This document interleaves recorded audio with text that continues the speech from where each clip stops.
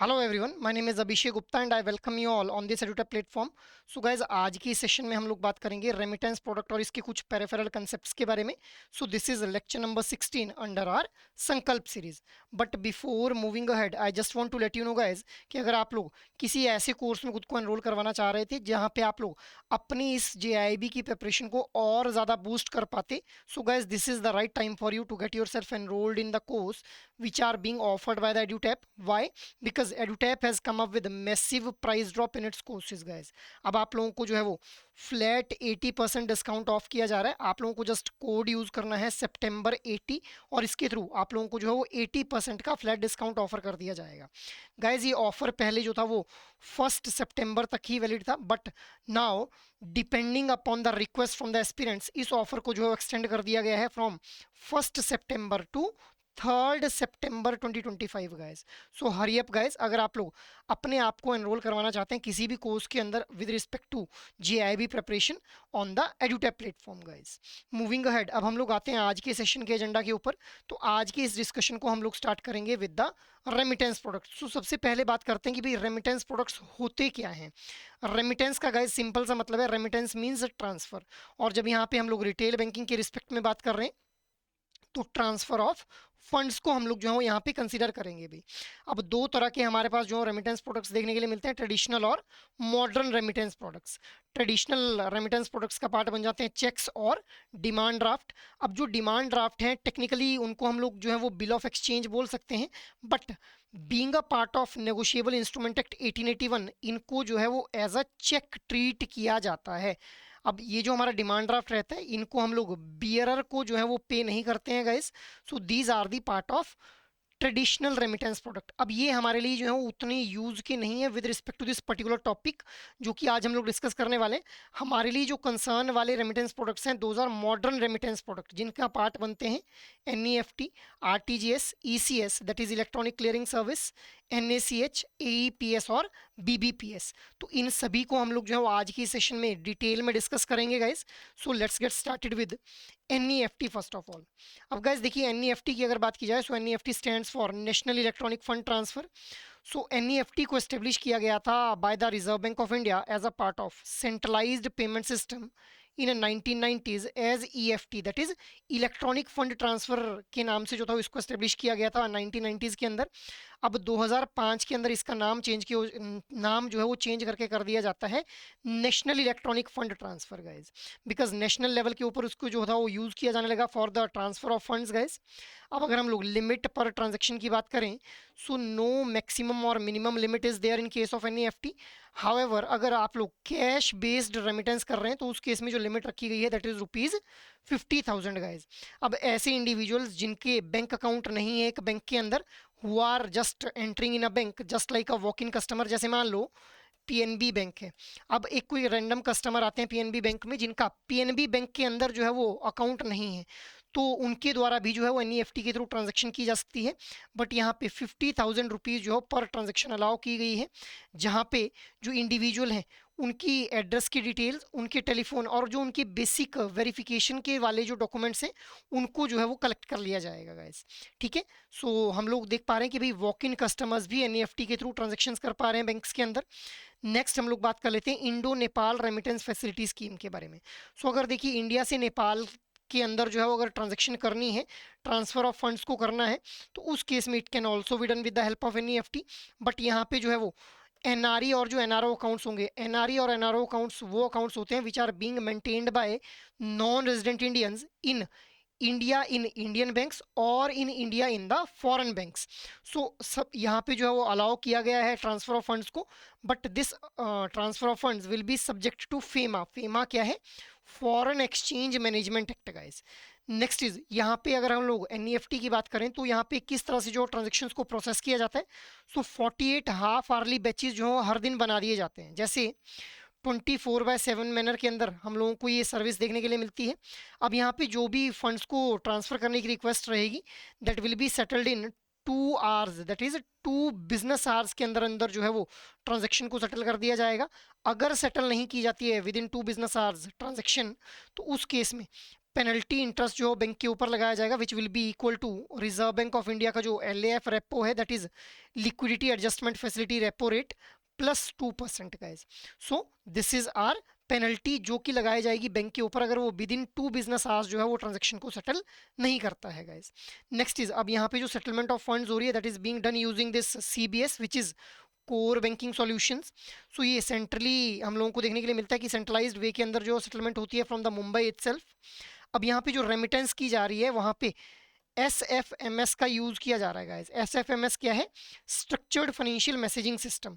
ठीक है, अब यहाँ पे जो भी फाइनेंशियल इंस्टीट्यूशंस के बीच में मैसेजिंग होगी वहाँ उस पर्पज़ के लिए जो है इस SFMS का यूज़ किया जा रहा है यहाँ पे। ठीक है, 1 जनवरी 2020 के बाद RBI ने सभी तरह के चार्जेस जो हैं वो रिमूव कर दिए गए हैं by the RBI from the all kind of transactions guys. So ये हम लोगों ने NEFT के बारे में समझा, बेसिक फीचर्स को इसके डिस्कस कर लिया हम लोगों ने। मूविंग अहेड, नेक्स्ट हम लोग बात कर लेते हैं कि भाई कौन कौन सी पार्टीज इन्वॉल्व है NEFT के अंदर। सो गाइज ये काफ़ी इंपॉर्टेंट हो जाता है, यहाँ से काफ़ी बार फ्रेम भी किया गया है क्वेश्चन आपके एग्जाम के अंदर। So guys there are total 5 parties: sending bank, sending service centre, NEFT clearing centre, receiving service center and beneficiary branch. So there are 5 parties involved in the process of NEFT transfer guys। और कौन कौन सी वो 5 parties है वो भी आप लोगों को ध्यान में रखना है। अब किस तरह से जो प्रोसेस हम लोगों को देखने के लिए मिलता है NEFT के अंदर, तो सबसे पहले ट्रांसफर ऑफ फंड्स की जो रिक्वेस्ट है वो ओरिजिनेट की जाती है by the customer with the help of form, online या फिर ATM के थ्रू। आफ्टर दैट जो बैंक ब्रांच है वो इस मैसेजेस को जो है वो ट्रांसफ़र करती है to the NEFT service centre, जिसको हम लोग पूलिंग सेंटर भी बोल रहे हैं। अब जो ट्रांसफ़र ऑफ फंड्स की जो रिक्वेस्ट है उसका जो मैसेज है वो NEFT के service centre that is pooling centre तक जो है फॉरवर्ड कर दिया जाएगा, जहाँ पे मल्टीपल काइंड्स ऑफ रिक्वेस्ट को जो है पूल किया जा रहा है। Now this message will be forwarded to NEFT clearing centre. NEFT clearing centre को फॉरवर्ड कर दिया जाएगा ये मैसेज, जो कि ऑपरेट किया जाता है by the national clearing cell of RBI in the Mumbai guys. अब ये जो नेशनल हमारा NEFT क्लियरिंग सेंटर है इसके ऊपर हमारी जो ट्रांजैक्शंस हैं उनको सॉर्ट किया जाएगा डेस्टिनेशन वाइज और बैंक वाइज। इसका मतलब क्या है कि जैसे मान लो दिल्ली के लिए जो है वो कितनी ट्रांजैक्शंस हैं, मुंबई के लिए कितनी ट्रांजैक्शंस हैं, ठीक है, इस तरह से जो है वो ट्रांजैक्शंस को सॉर्ट किया जाएगा। और फिर दिल्ली में PNB बैंक की कितनी ट्रांजैक्शंस हैं, SBI की कितनी है, इस तरह से जो सॉर्टिंग ऑफ ट्रांजैक्शन की जाएगी यहाँ पे किसके द्वारा, NEFT क्लियरिंग सेंटर के द्वारा ही। आफ्टर दैट डेस्टिनेशन बैंक को जो है वो इनवाल्व रेमिटेंस का मैसेज रिसीव होगा इस क्लियरिंग सेंटर के द्वारा। मतलब ये जो NEFT क्लियरिंग सेंटर है यही मैसेज ट्रांसफ़र करेगा जो हमारा डेस्टिनेशन बैंक है, भाई आपको जो फंड्स ट्रांसफ़र किए जा रहे हैं, और साथ ही साथ फंड्स को क्रेडिट भी कर दिया जाएगा to the beneficiaries customers account. तो जो बेनिफिशियरी कस्टमर है, जहाँ पे कस्टमर्स जिस कस्टमर के अकाउंट में पैसा पहुँचना है उस अकाउंट में जो है फंड्स को फिर ट्रांसफ़र कर दिया जाएगा। So this is how NEFT के केस में हम लोगों को जो ट्रांजैक्शन का फ्लो देखने के लिए मिलता है गाइस। अब क्या कुछ एडवांटेजेस हम लोगों को देखने के लिए मिलती है NEFT के केस में। So there is no need for physical cheque guys. Beneficiary need not to visit his or her bank because internet banking की हेल्प से जो है वो NEFT को परफॉर्म किया जा सकता है। It is very much cost effective and secure in nature. 24/7 365 days जो है ये सर्विस अवेलेबल रहती है। और जब भी क्रेडिट होता है अमाउंट का किसी भी कस्टमर के अकाउंट के अंदर, तो इमीडिएटली जो है उसकी कंफर्मेशन दे दी जाती है to the customer with the help of SMS या फिर ईमेल गाइस। सो ये हम लोगों ने एडवांटेजेस के बारे में बात कर ली भाई। मूविंग अहेड, नेक्स्ट हम लोग बात कर लेते हैं RTGS के बारे में गाइज। अब देखिए RTGS की अगर बात की जाए तो RTGS stands for real time gross settlement. So it is also one of the modern remittance product guys. अब इसके फीचर्स की अगर हम लोग बात करें तो इसको एस्टेब्लिश किया गया था by the RBI as a part of centralised payment system guys. अब यहाँ पे जो ऑर्डर्स जो ट्रांजेक्शन्स को प्रोसेस किया जाएगा वहाँ पे बैचेज नहीं बनाए जाएंगे, रियल टाइम के ऊपर जो ऑर्डर बाय ऑर्डर बेसिस के ऊपर यहाँ पे ट्रांजेक्शन्स को प्रोसेस कर दिया जाएगा। रियल टाइम का मतलब क्या है कि orders are processed as and when they are received, जैसे ही ऑर्डर आया उसी टाइम पे उसको जो है वो प्रोसेस कर दिया गया। ग्रॉस सेटलमेंट का मतलब क्या है कि ट्रांसफर इंस्ट्रक्शन जो है वो इंडिविजुअली कैरी आउट की जाएंगी, किसी भी तरह की नेटिंग और बंचिंग यहाँ पे देखने के लिए नहीं मिलेगी हम लोगों को, जो कि हम लोगों ने NEFT के केस में अभी देखा गाइस। अब यहाँ पे ट्रांजेक्शन टाइप्स की अगर हम लोग बात करें तो सबसे पहले inter bank transactions. Inter bank transactions का यूज़ कहाँ किया जाता है, for setting banks own financial obligation. जो बैंक की खुद की फाइनेंशियल ऑब्लिगेशन है, जैसे ट्रेजरी से पैसा लिया हुआ है, कोई और जो है वो अमाउंट ऑफ डेट जो है वो बैंक ने लिया हुआ है, या फिर फॉरेक्स के साथ अगर ट्रांजेक्शन करनी है, फॉरेन एक्सचेंज के साथ में अगर ट्रांजेक्शन करनी तो वहाँ पे जो है वो इंटर बैंक आरटीजीएस ट्रांजेक्शन का यूज़ किया जाएगा। इसके अलावा कस्टमर पेमेंट ट्रांजेक्शन, अब कस्टमर पेमेंट ट्रांजेक्शन ये जो हमारी ट्रांजेक्शन है इसका यूज़ किया जाएगा between customer of same and different bank. मतलब पीएनबी बैंक के कस्टमर ने पीएनबी बैंक के ही दूसरे कस्टमर को जो है वो फंड्स ट्रांसफ़र करने, या फिर पीएनबी बैंक के कस्टमर ने जो है वो स्टेट बैंक ऑफ इंडिया के किसी कस्टमर को फंड्स को ट्रांसफर करना है, तो वहाँ पे कस्टमर पेमेंट ट्रांजैक्शन का यूज़ किया जाएगा। Next is delivery versus payment transaction. अब देखिए ये वाली जो डिलीवरी वर्सेस पेमेंट ट्रांजैक्शन है इसका यूज़ कब किया जाएगा? आरबीआई सिक्योरिटी सेटलमेंट सिस्टम, जब जो आरबीआई के साथ जो बैंक के द्वारा सिक्योरिटी सेटलमेंट सिस्टम मेंटेन किया जाता है वहाँ पे लिक्विडिटी लिमिट्स को मेंटेन करने के लिए की, सो दैट कि भाई जब भी बैंक को जो है बल्क में पैसे की ज़रूरत हो तो वो आरबीआई से ले पाए वो पैसा, उस पैसे को लेन देन के करने के लिए डिलीवरी वर्सेस पेमेंट ट्रांजेक्शन्स का यूज़ किया जाता है गाइज। अब यहाँ पे भी आरटीजीएस के केस में हम लोगों को देखने के लिए मिलता है कि जो ट्रांजेक्शन है it is being settled at Mumbai in the centralised manner guys. अब यहाँ पे जो range of fund per transaction है वो रखी गई है 2 लाख रुपए से किसी भी अमाउंट तक। मतलब जो मिनिमम अमाउंट रखा गया है वो ₹2 लाख रखा गया है and there is no maximum limit guys, ठीक है। मूविंग अहेड, अब हम लोग बात कर लेते हैं आरटीजीएस के प्रोसेस फ्लो के बारे में। सो देखिए यहाँ पे भी उसी तरह से जो मैसेज की ओरिजिनेशन है वो होती है कस्टमर्स एंड। कस्टमर अपने एंड से जो है वो रिक्वेस्ट करता है कि भाई मुझे आरटीजीएस के थ्रू ट्रांजेक्शन करनी है, उस मैसेज उस रिक्वेस्ट को जो ऑथेंटिकेट किया जाता है। After that this message will be sent to payment system gateway which is routed through the central hub to other bank. So दूसरे बैंक तक जो है वो सेंट्रलाइज्ड हब के थ्रू इस मैसेज को पहुंचाया जाएगा।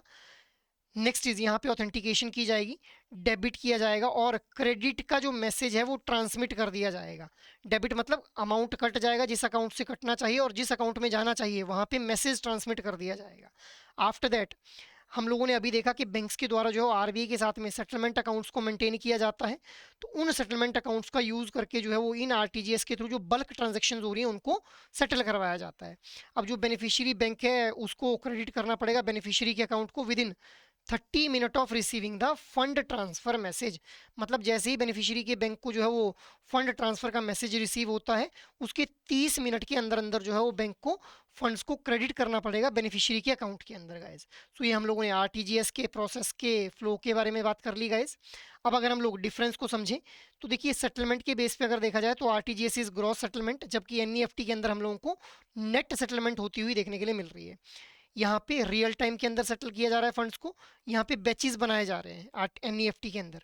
मिनिमम अमाउंट जो आरटीजीएस में रखा गया है दैट इज ₹2 लाख, जबकि एनईएफटी के केस में कोई भी मिनिमम अमाउंट हम लोगों को देखने के लिए नहीं मिलता है गाइस।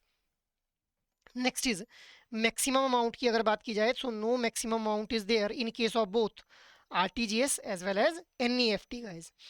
अगर हम लोगों को बहुत ज़्यादा ज़रूरत है भाई अर्जेंटली हम लोगों को फंड को ट्रांसफर करना है तो हम लोग आरटीजीएस का यूज़ करते हैं, बिकॉज हम लोगों ने देखा 30 मिनट्स के अंदर अंदर जो फंड्स को क्रेडिट कर दिया जाएगा। जबकि एनईएफटी का यूज़ तब करेंगे जब हम लोगों को बहुत ज़्यादा इमीडिएट कोई ज़रूरत नहीं है। अगर आज ट्रांसफ़र हुए तो ठीक है, अगर नहीं हुए तो भी कोई दिक्कत नहीं आने वाली है, वहाँ पर हम लोग एनईएफटी का यूज़ कर सकते हैं गाइस, ठीक है। मूविंग अहेड नेक्स्ट हम लोग बात कर लेते हैं ईसीएस के बारे में। अब गाइस देखिए ईसीएस क्या है? ECS is basically electronic clearing service. अब इसका पर्पस क्या है कि भाई बल्क के अंदर जो पेमेंट्स होती हैं उनको सेटल करवाने में ईसीएस हेल्प करता है। बल्क के अंदर पेमेंट्स जो कि रेपिटेटिव और पीरियोडिक मैनर में है, मतलब बार बार हो रही है और एक फिक्स ड्यूरेशन ऑफ टाइम के बाद जो है वो पेमेंट्स करनी पड़ रही हैं। फॉर एग्जाम्पल सैलरीज दी जा रही हैं, डिविडेंड्स दिए जा रहे हैं, इंटरेस्ट की पेमेंट हो रही है या फिर पेंशन्स प्रोवाइड की जा रही हैं जो रिटायर्ड एम्प्लॉयज़ हैं, तो इन सब के अंदर हम लोग जो है वो ईसीएस का यूज़ करते हैं, बिकॉज ये सभी आप लोग देख सकते हैं रेपिटेटिव और पीरियोडिक नेचर की ट्रांजेक्शन्स हैं। अब ईसीएस के अंदर हम लोग एनएसीएच ट्रांजेक्शन्स का यूज़ करते हैं। एनएसीएच क्या है? नेशनल ऑटोमेटेड क्लियरिंग हाउस, जिसको एनपीसीआई के द्वारा जो था वो इनिशिएट किया गया था। अभी थोड़ी देर में इसके बारे में डिटेल में पढ़ेंगे।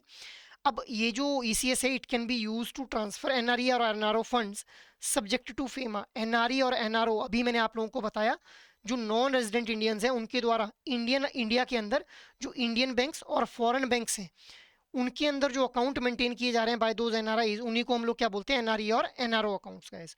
तो अगर हम लोगों ने जो है वो ईसीएस के थ्रू एनआरई फंड्स या फिर एनआरओ फंड्स को ट्रांसफर करना है ये भी किया जा सकता है, but all this thing will be subjected to foreign exchange management act guide, इसी की गाइडलाइंस को फॉलो करना रहेगा। अब 3 तरह के ईसीएस यहाँ पे हम लोगों को देखने के लिए मिलते हैं, लोकल ईसीएस, रीजनल ईसीएस और नेशनल ईसीएस। लोकल ईसीएस क्या है? It covers specific cities and their surrounding areas operated by Reserve bank of India और डेजिग्नेटेड बैंक एट 81 लोकेशंस। सो अगर आप लोगों ने नियर बाय विसिनिटी के अंदर ट्रांजेक्शन करनी है तो वहाँ पे लोकल ईसीएस का यूज़ किया जाएगा। After that regional ECS, it covers all core banking enabled branches within a state or group of state।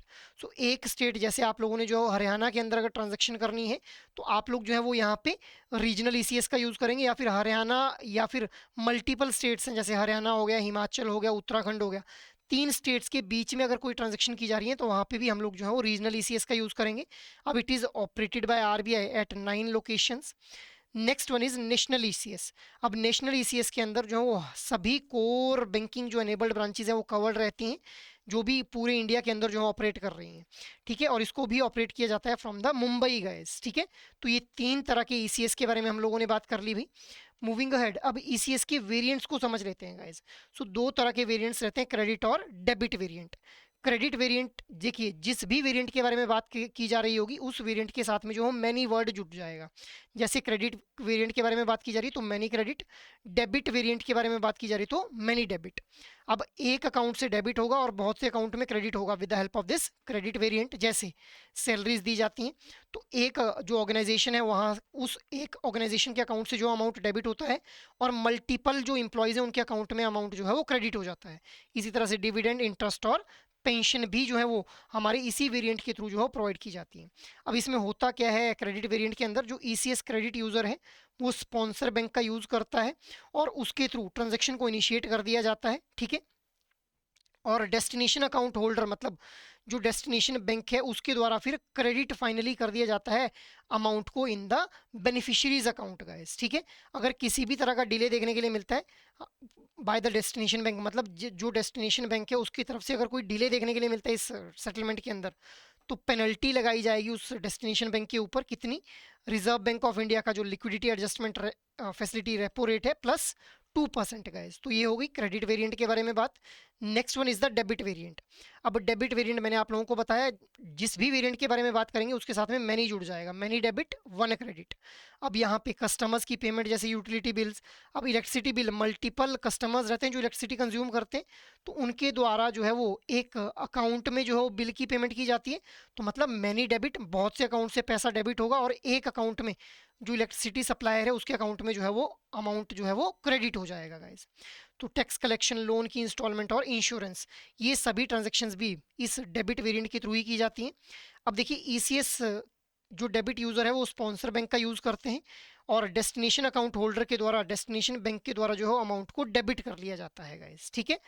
अब अगर कस्टमर्स की बात करें तो ये जो हमारे ईसीएस के वेरिएंट्स देखने के लिए मिलते हैं, यहाँ पे कस्टमर इस डेबिट वेरिएंट के अंदर जो है लिमिट लगा सकता है कि भी इतना ही अमाउंट जो है वो डेबिट किया जाना चाहिए मेरे अकाउंट से। और अगर किसी भी तरह का डिसऑनर, मतलब बोल दिया कि भाई 1000 रुपये डेबिट करने हर महीने, बट 1000 रुपये मेंटेन ही नहीं हो रहे हैं, तो उस केस में जो राइट और रेमेडीज हैं those will be same as under the section 25 of payment and settlement system act 2007 guys, ठीक है। तो ये हम लोगों ने दो तरह के वेरिएंट्स के बारे में डिस्कशन कर लिया। अब हम लोग बात कर लेते हैं एडवांटेजेस क्या हैं। तो देखिए ईसीएस की वजह से कोई भी इशू, मतलब कोई भी चेक हम लोगों को इशू नहीं करना पड़ रहा है, पेमेंट के डिफ़ॉल्ट कम हुए हैं, किसी भी तरह का बेनिफिशियरी के साथ फॉलोअप नहीं लेना पड़ रहा है। अब जैसे मैंने बोल दिया कि भाई हर महीने की 2 तारीख को मेरे अकाउंट से जो इतना अमाउंट डेबिट हो जाना चाहिए, तो वो ऑटो डेबिट या फिर ऑटो क्रेडिट कर दिया जाता है। मतलब हैसल फ्री मैंडेट इशूर यहाँ पे हम लोगों को देखने के लिए मिलता है और काफ़ी ज़्यादा फ्लेक्सिबल प्रोसेस देखने के लिए मिलता है हम लोगों को ईसीएस वाला, ठीक है।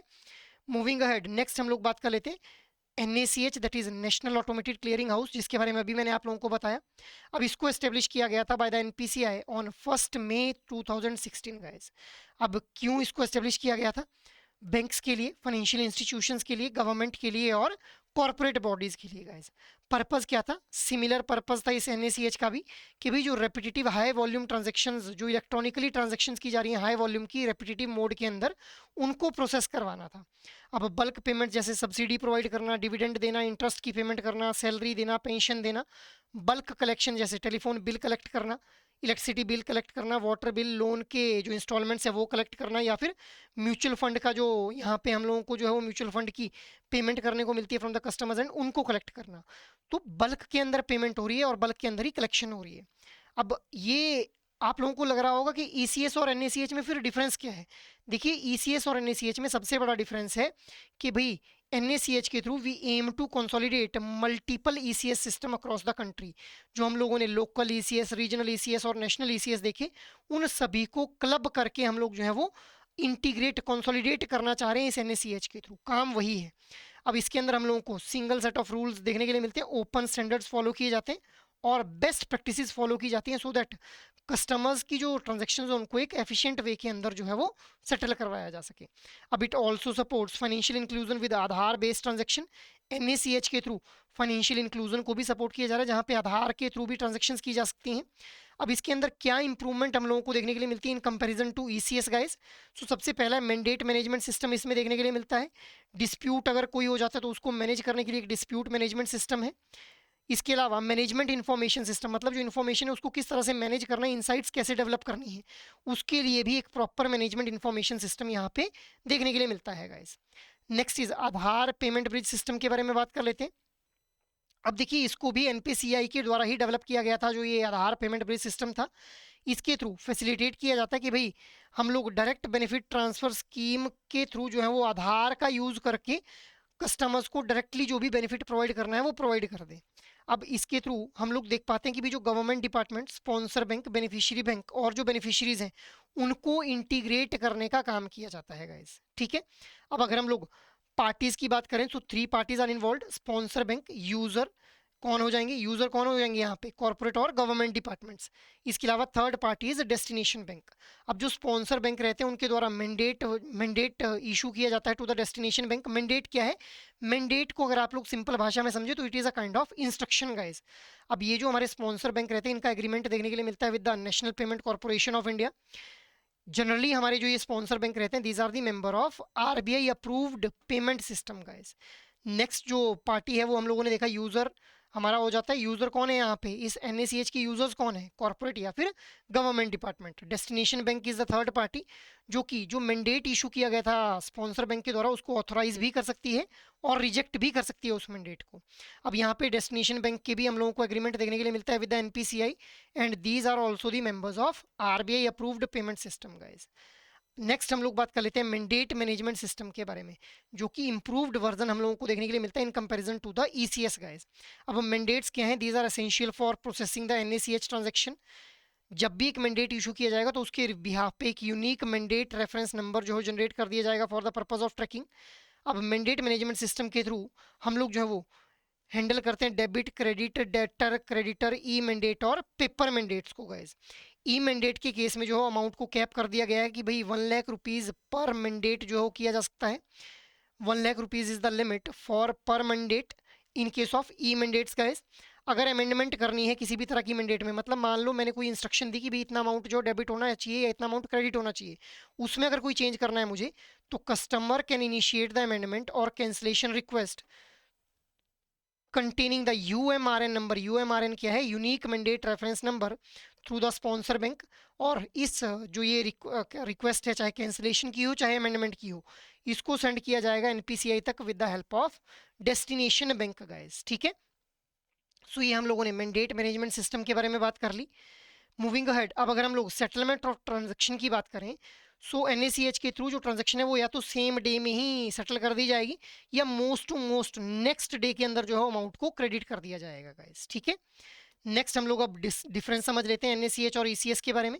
तो देखिए यहाँ पे 3 से 4 दिन लगते हैं सेटलमेंट को मतलब जो फंड्स हैं उनको प्रोसेस होने में, और एनएसीएच के केस में सेम डे में प्रोसेसिंग हो जाती है। Dispute management is absent in case of ECS, जबकि यहाँ पे एक प्रॉपर डिस्प्यूट मैनेजमेंट सिस्टम हम लोगों को देखने के लिए मिलता है। Mandate management system is not standardise, है तो है बट स्टैंडर्डाइज नहीं है, जबकि यहाँ पे स्टैंडर्डाइज्ड मैंडेट मैनेजमेंट सिस्टम हम लोगों को देखने के लिए मिलता है in case of NACH guys. अब यहाँ पे यूनिक आइडेंटिफायर, कोई यूनिक आइडेंटिफायर नहीं है, जबकि यहाँ पे हम लोगों ने देखा UMRN number, that is unique mandate reference number, जो जनरेट कर दिया जाता है हर एक मैंडेट के लिए for the purpose of tracking that mandate guys. ठीक है। मूविंग अहेड, नेक्स्ट हम लोग बात कर लेते हैं आधार एनेबल्ड पेमेंट सिस्टम्स के बारे में guys.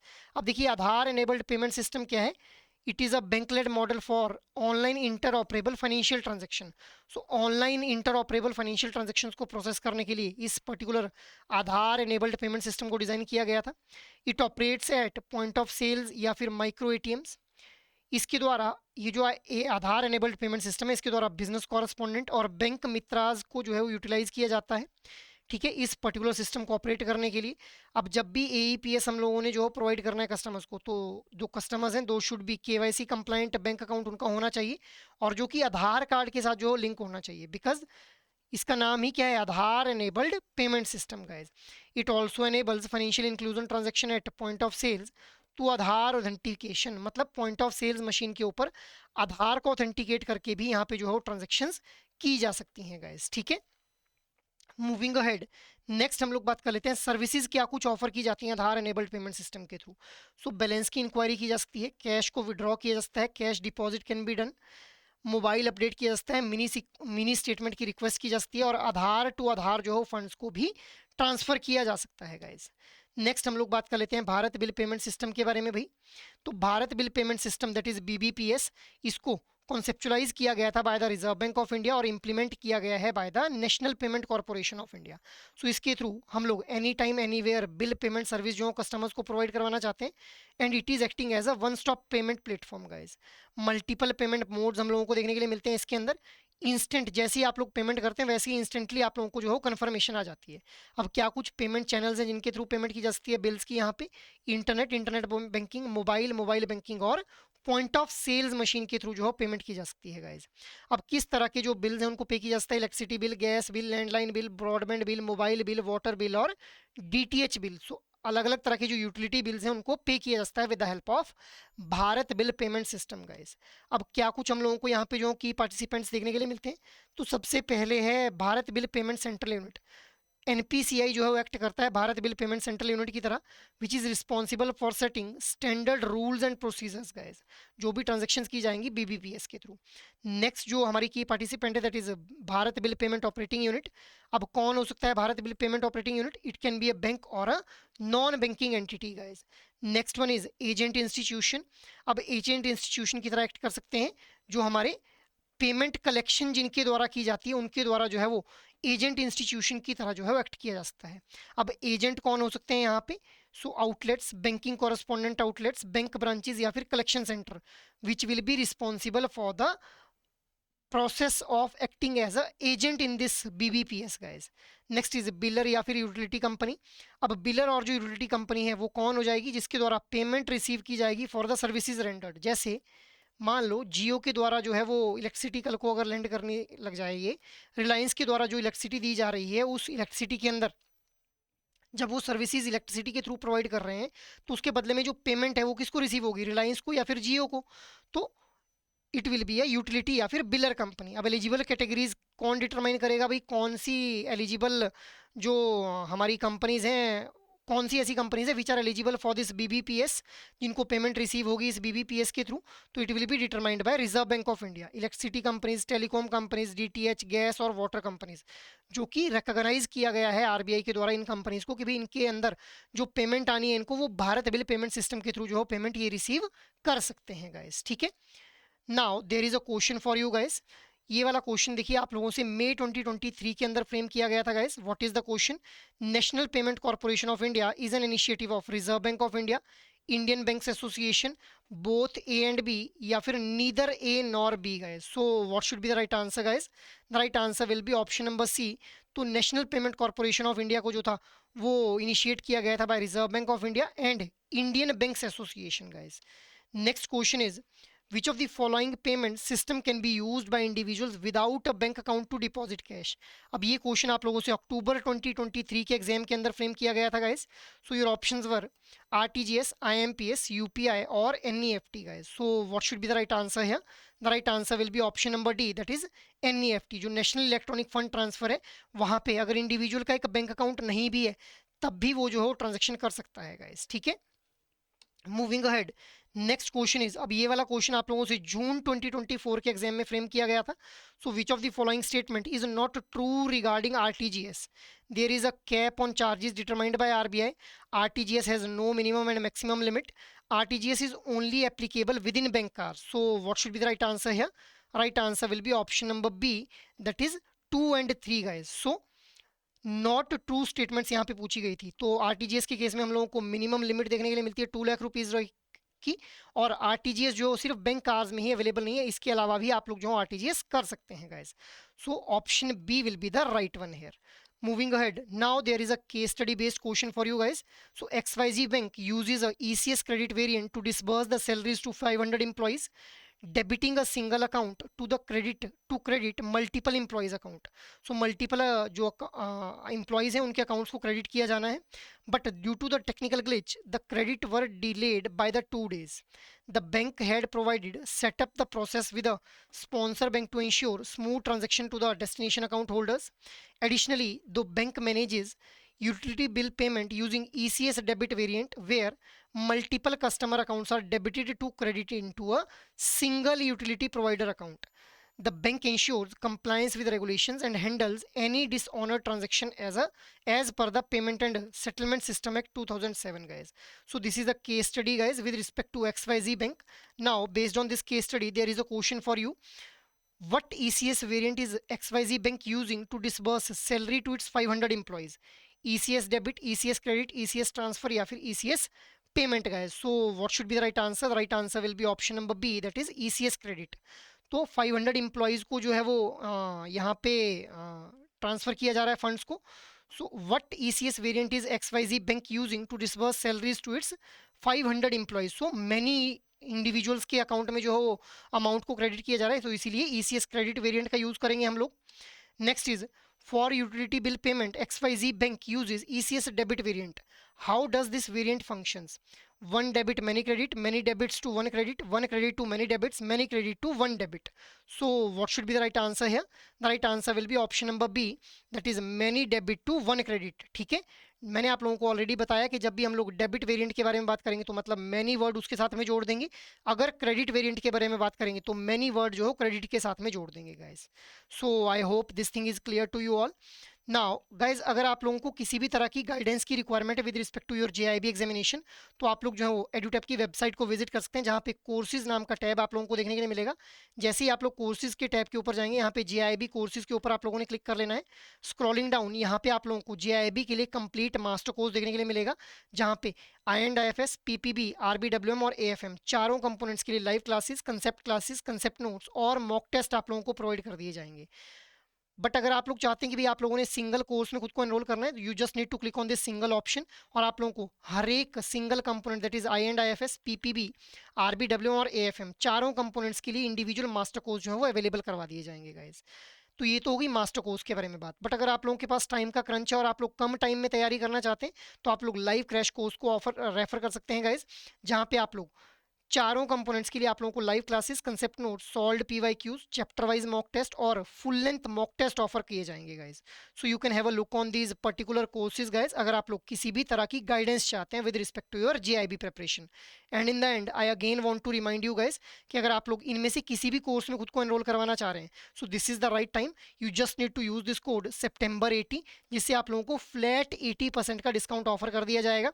And one more thing you need to remember कि ये जो ऑफर है, it is only valid from 1 September to 3 September 2025 guys. So hurry up guys, अगर आप लोग किसी भी कोर्स में खुद को जो है वो एनरोल करवाना चाहते हैं. So that is all from my side for this particular session. I hope ये सेशन आप लोगों को अच्छे लग रहे हैं. अगर एक्चुअल में ये सेशन आप लोगों को पसंद आ रहे हैं तो इन सेशंस को लाइक, शेयर और सब्सक्राइब कर लें. और अगर आप लोगों की कोई भी क्वेरी हो तो आप लोग मेल कर सकते हैं hello@edutap.co.in के ऊपर. जय हिंद.